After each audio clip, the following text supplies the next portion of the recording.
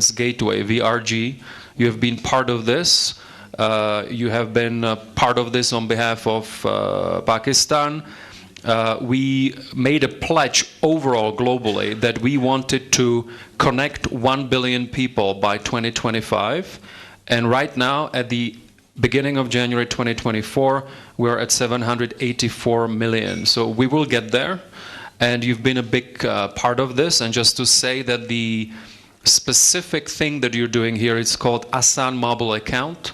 It's been tremendously successful. We're very happy that you're part of that initiative and you're helping us make a difference in Pakistan and in the world. With that, again, big thank you to Pathfinder Group and big thank you to you, Mr. Prime Minister, for being here at the annual meeting with us. Thank you. Thank you, Marek. Really appreciate that, and obviously the introduction about Pathfinder and VRG, the Asan mobile account, has already been a great success with millions of accounts opened and billions of transactions already there. But I think before I introduce His Excellency to say a few words, I think the theme of Davos this year, rebuilding trust, probably applies to Pakistan as well in a lot of ways. Your government inherited a very difficult situation, a falling GDP, floods born not because of Pakistan's fault, but the climate change that had been wrought upon by other industrialized countries in the world, rising inflation, a stock market that was in turmoil.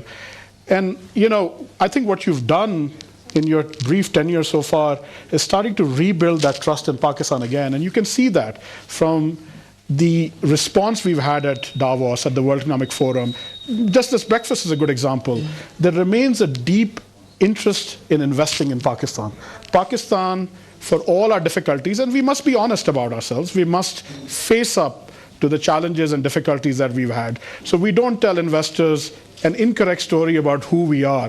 We should tell them about the pitfalls, but then we should also go and tell us how we are overcoming these challenges, why Pakistan remains a wonderful place to invest as a developing nation, as a nation that is in the right place, connected to the Middle East, connected to Central Asia, connected to various parts. And I think what your government has done has been an admirable job. Rising GDP, the Pakistan Stock Exchange has been rising for the last 5 months. Inflation remains a big question mark, but that is coming under control in various places. Some of it obviously has to do with the oil shocks and the war in Ukraine that has caused a lot of the supply side problems. So again, not Pakistan's fault, but we remain the victims of it. But I think I say it's a privilege to host you, because it's a privilege to host not just you, but members of your government at a forum like this, so that you can tell the Pakistan story effectively, so that people understand why we remain a great place to invest. We should take our challenges. For example, we always lament about our geopolitical sort of geopolitical placement of region. You know, we are surrounded by. I think we can turn that around and say, okay, yes, we have issues on both sides of our border. Also there are issues, in terms of the north and so forth. But we can turn it around and say, look, we remain the focal point for various old roads that lead to various different parts of the world. We remain part of that connectivity, as people will tell you. We remain part of that solution. A young population, yes, there are growing concerns about unemployment, but let's turn that around. A population that is under 30 years old is also a market for goods and services, a burgeoning market for goods and services. An investment in education, reform in education, a focus on what we believe, digital financial inclusion, for example. These are the things that will take Pakistan ahead in the 21st century and get around some of our problems. With that brief introduction, I would like to now welcome the Prime Minister to say a few words. Thank you.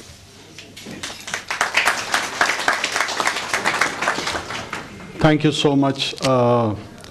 I'm humbled and I'm so grateful to Ikram Saab for his personal involvement and giving me initial introduction to World Economic Forum a few years back when I was relatively less known. And here I was in this breakfast audience a few years back, and I was just thinking about this transformation, what has happened.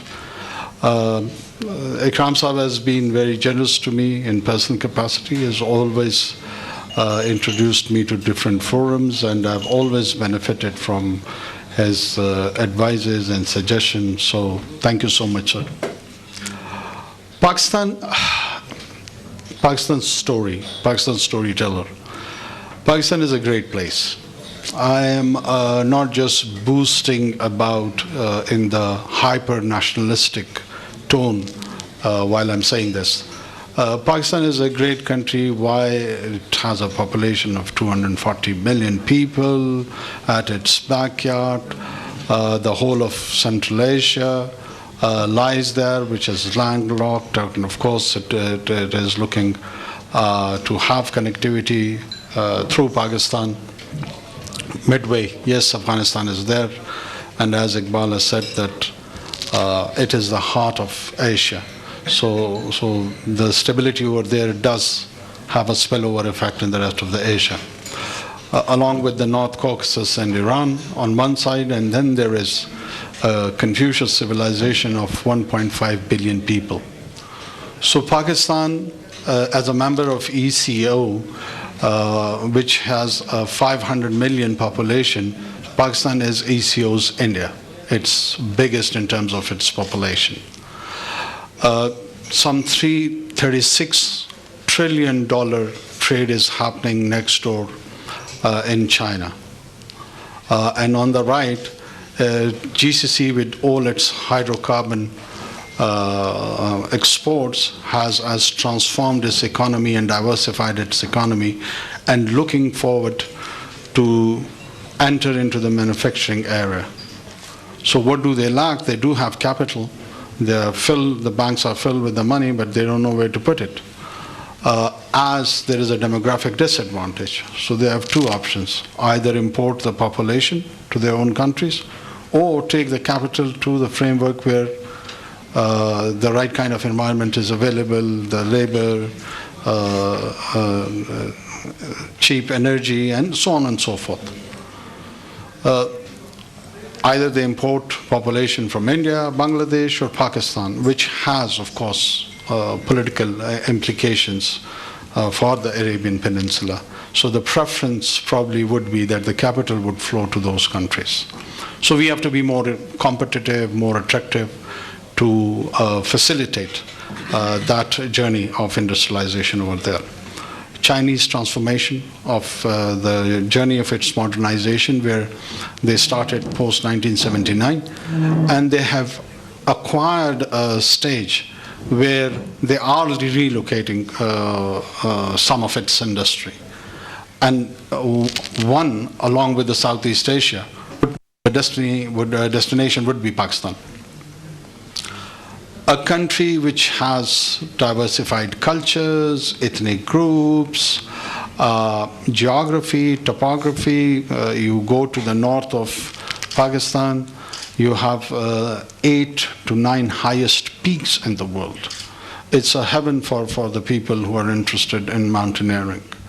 Then you have deserts of Thar, and plains of Punjab, and deserts even in Balochistan. So this is all amalgamation of a different kind of a landscape, which is quite unique, that it is offered in one place or in one territory. Pakistan's biggest asset is its human resource. 240 million people, 60% of them under the age of 30. What does that mean? That actually means whole of energy. Energy which needs, of course, a direction. We have got around 1.5 million workforce just in the IT sector. We've been working on its international accreditation also, that a year at least we should produce about 50,000 graduates who would be internationally accredited.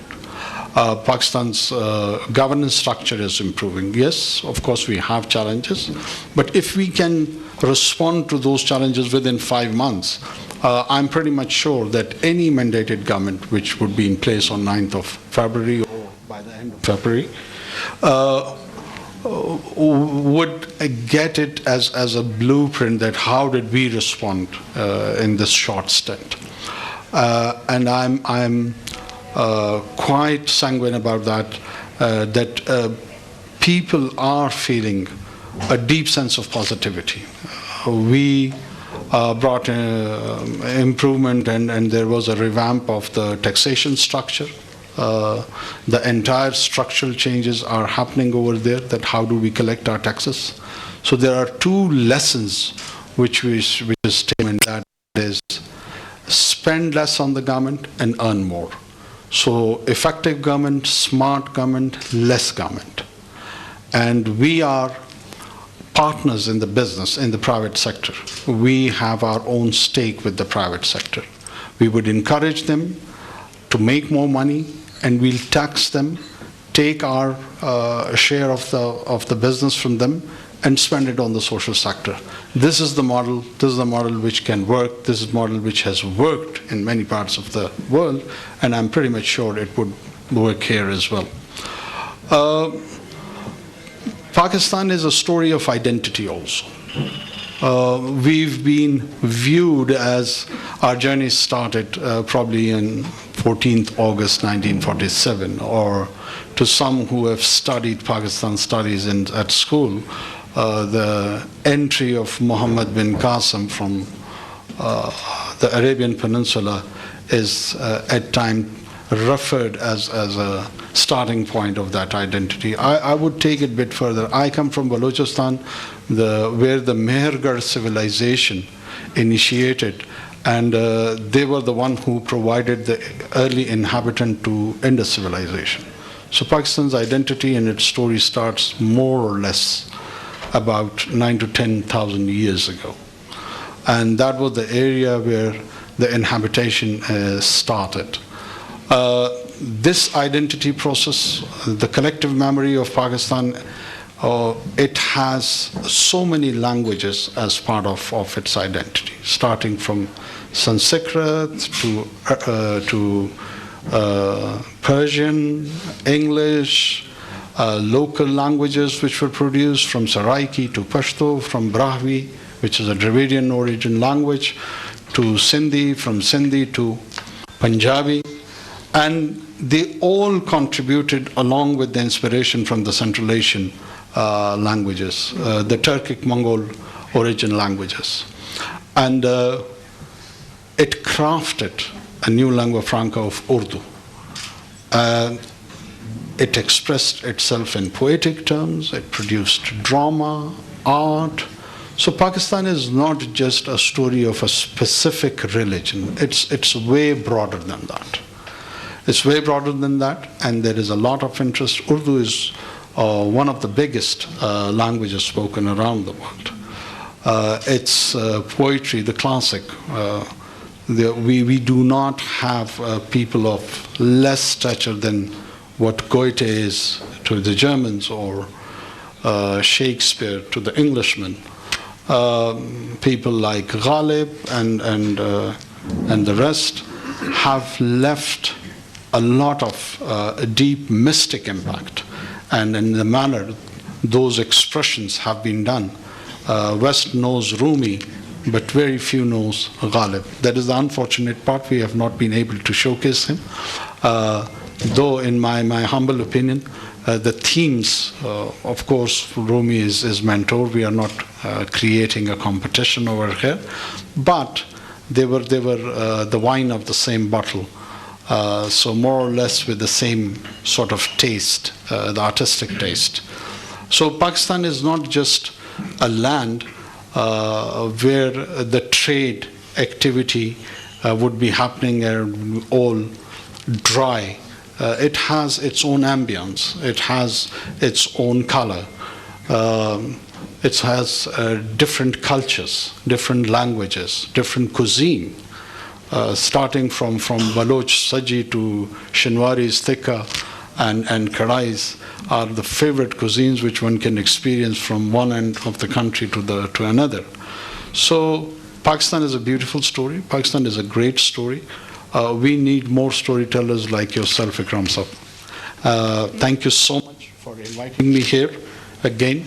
And I hope we will continue with this partnership with the World Economic Forum and Pathfinder Group, and we'll be contributing in future also. Thank you so much.